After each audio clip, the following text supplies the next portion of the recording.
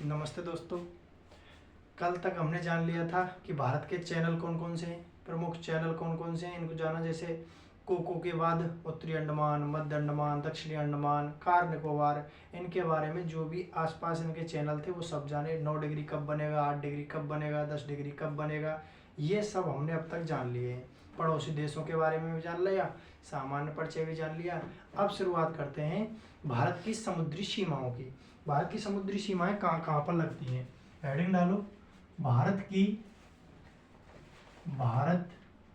की समुद्री सीमाएं। भारत की समुद्री सीमाएं, जो भारत की समुद्री सीमाएं हैं, हमारा जो दक्षिणी भारत है, मैं सिर्फ उसी को बना रहा हूँ। ये हमारा दक्षिणी भारत है, इसे प्रायद्वीपीय भारत भी कहते हैं। थोड़ा सा इधर बनाता हूँ, 1 मिनट। ये हमारा दक्षिणी भारत है। दक्षिणी भारत पर ये हमारा पूर्वी घाट है। ये हमारा पूर्वी घाट है क्योंकि पूर्व की साइड में, और इसे हम पश्चिमी घाट कहते हैं। इसे पश्चिमी घाट, इसे पूर्वी घाट, क्योंकि ये पूर्व दिशा में है। पूर्व दिशा में है तो यहाँ पर कटा फटा भाग है। ये पूर्वी जो हमारा घाट है वो कटा फटा है तो यहाँ पर भी पहाड़ पर्वती, लेकिन कटे फटे हैं। कहीं पर कुछ है, कहीं पर नीचा है, कहीं पर ऊंचा, इस तरह से है। इसीलिए हमने थोड़ा सा दूर यहाँ से एक बेस लाइन खींच रखी है। सही बात है, इससे हमने एक बेस लाइन खींच रखी है क्योंकि यहाँ पर थोड़ा बहुत पानी है। जहाँ पर कट जाता है पहाड़ वहाँ पर पानी आ जाता है, तो यहाँ पर थोड़ा थोड़ा पानी है। मतलब इसके बीच में बेस लाइन और भारत की समुद्री सीमाओं के बीच में ये थोड़ा थोड़ा सा पानी है। ठीक है, इस थोड़े से पानी के बाद हमने एक लाइन खींच रखी है, मतलब मान रखी है। इसी को कहते हैं बेस लाइन, आधार रेखा, बेस लाइन। बेस लाइन के 12 नॉटिकल मील तक, बेस लाइन के 12 नॉटिकल मील तक यहाँ पर पाया जाता है हमारा प्रादेशिक जल सीमा। इस पहली रेखा को कहते हैं प्रादेशिक जल सीमा। प्रादेशिक जल सीमा, इसका मतलब है कि इससे लेकर 12 नॉटिकल मील, मतलब बेस लाइन से 12 नॉटिकल मील तक का क्षेत्र प्रादेशिक जल सीमा के अंतर्गत आता है। इसके बाद हमने एक और लाइन खींची, ये खींची हमने 24 नॉटिकल माइल पर। 24 नॉटिकल माइल, और 24 नॉटिकल माइल को कहते हैं अविच्छिन्न मंडल।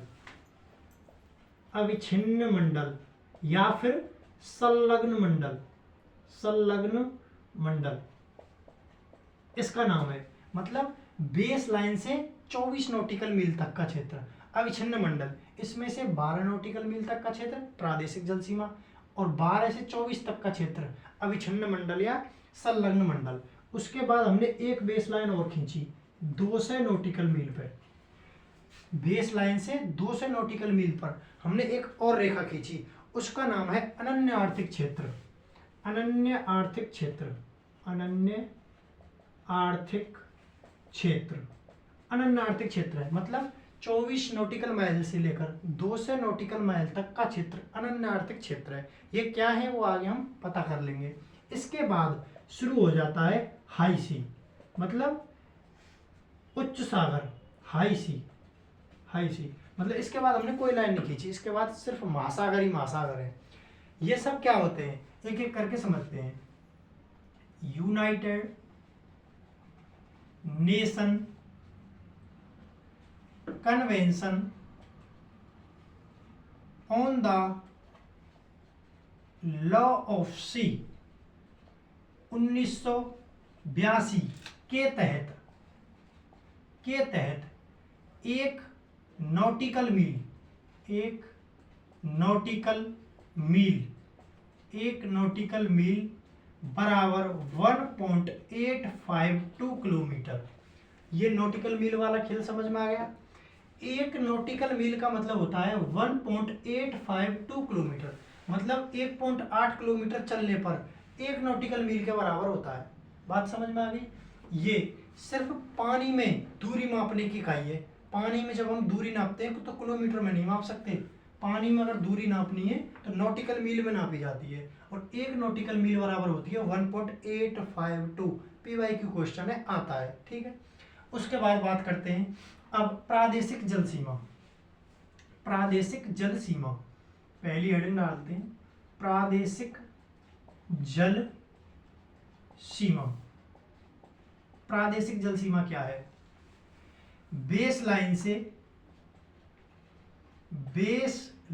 से 12 नॉटिकल मील तक का क्षेत्र, बेस लाइन से 12 नॉटिकल माइल तक का क्षेत्र प्रादेशिक जल सीमा के अंतर्गत आता है। प्रादेशिक जल सीमा के अंतर्गत आता है।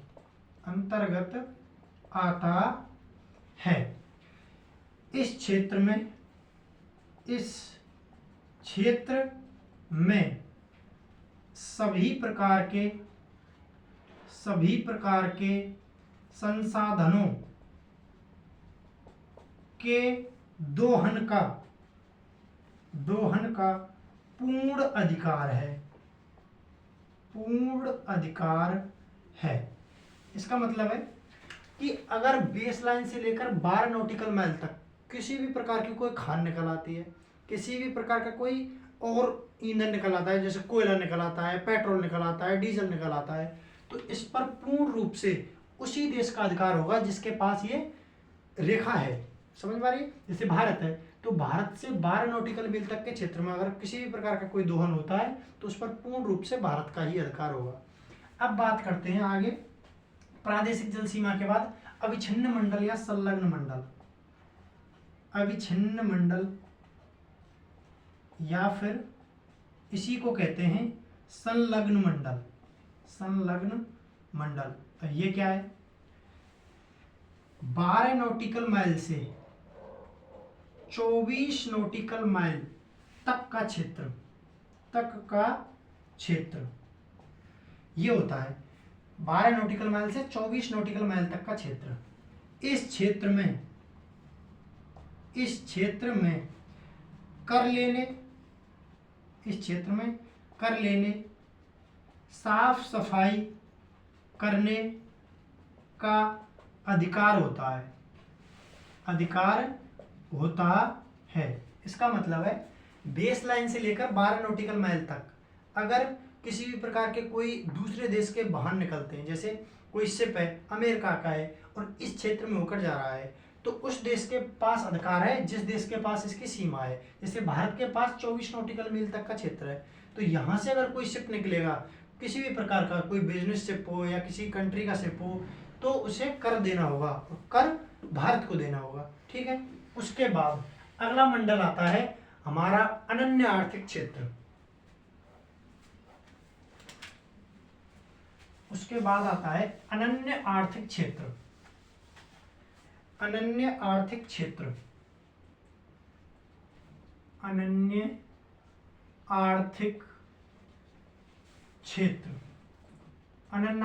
क्या है?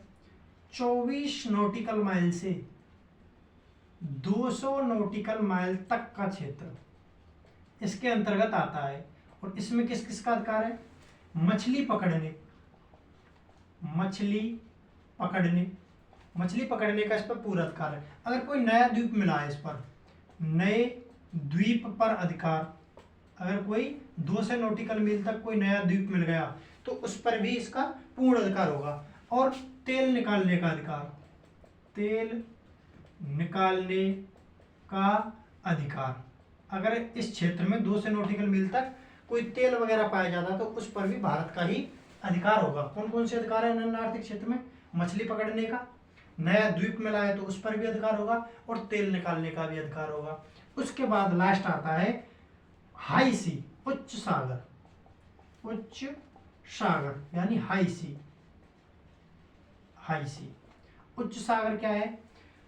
200 नॉटिकल माइल से लेकर अनंत तक जहां तक समुद्री सीमा है वहां तक का क्षेत्र उच्च सागर के अंतर्गत आता है। और इस क्षेत्र में किस किस चीज का अधिकार है अब वो देखते हैं। इस क्षेत्र में किस किस चीज का अधिकार है? इस क्षेत्र में सभी राष्ट्रों का समान अधिकार, सभी राष्ट्रों का समान अधिकार।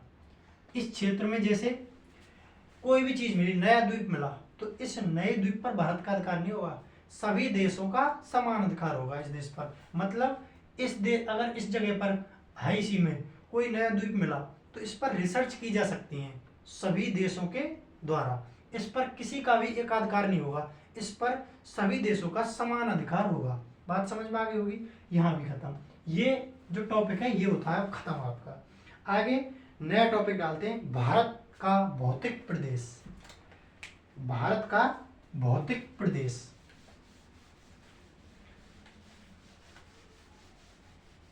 भारत का भौतिक प्रदेश, भारत का भौतिक प्रदेश, भारत का भौतिक प्रदेश। अब थोड़ी सी समझने वाली बात है।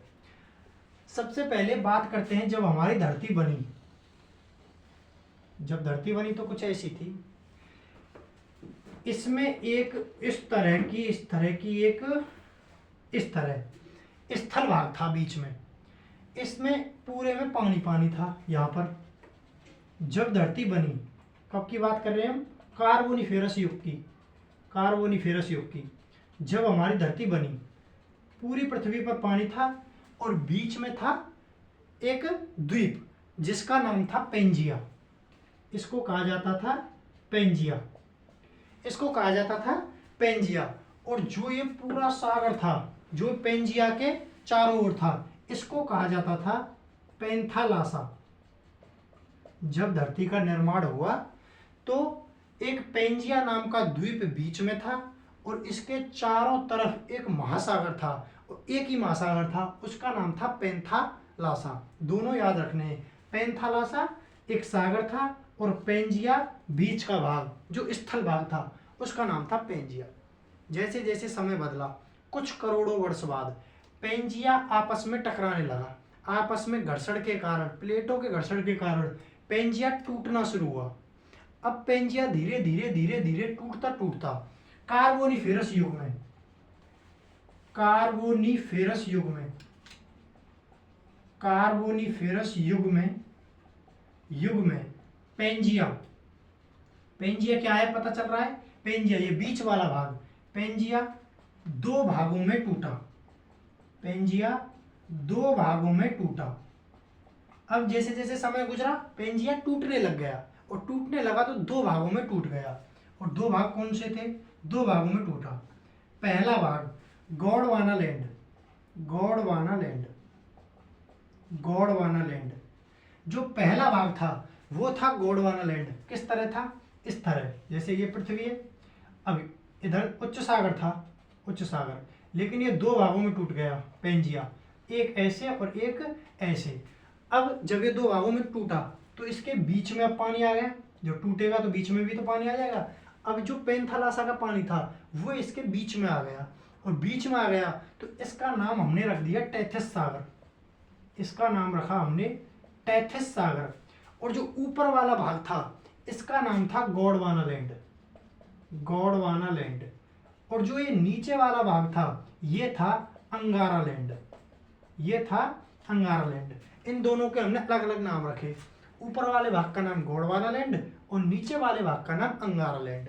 इसी को लिखेंगे, ऊपर वाला भाग गोंडवाना लैंड और नीचे वाला अंगारा लैंड। ये दो भागों में टूट गया। अब जैसे ही दो भागों में टूटा तो धीरे धीरे यहाँ पर हमारा भारत आ गया। भारत हमारा पहले इस जगह पर था, इस जगह पर था जिसे हम प्रायद्वीपीय भारत कहते हैं, वो आया यहाँ पर।